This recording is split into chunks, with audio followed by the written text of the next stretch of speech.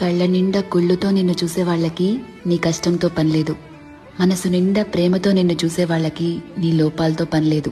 కడుపు నిండా ద్వేషంతో నిన్ను చూసే వాళ్ళకి నీ మంచితనంతో పనిలేదు. గుండె నిండా అభిమానంతో నిన్ను చూసే వాళ్ళకి నీ తప్పొప్పులతో పనిలేదు. రక్తం నిండా కోపంతో నిన్ను చూసే వాళ్ళకి నీ పశ్చాత్తాపంతో పనిలేదు. వీళ్లే కాదు, నీ చుట్టూ ఉన్న ఇంకో 100 మంది నిన్ను 100 రకాలుగా చూడొచ్చు. వాళ్ళందరూ వాళ్ల లోపల ఉన్న ఎమోషన్తోనే నిన్ను చూస్తారు. నిన్ను నిన్నుగా చూడగలిగేది ఆ పైవాడి తర్వాత నువ్వు మాత్రమే.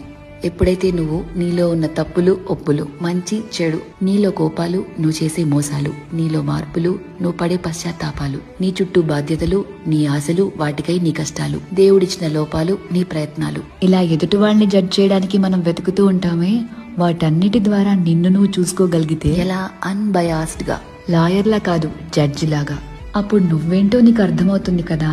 అదే సెల్ఫ్ అవేర్నెస్ అంటే. సెల్ఫ్ అవేర్నెస్ నీకు చాలా ప్రశాంతతనిస్తుంది. ర్యాండమ్ గా ఎవరిని ఏమీ అనలేవు, ఎందుకంటే నీకు తెలుసు ఎవరి తుఫాన్లు వాళ్లకుంటాయి లోపల అని.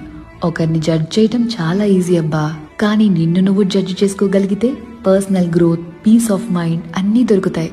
అందుకే నిన్ను నువ్వు తెలుసుకుంటూ ఉండు, బాగుంటుంది.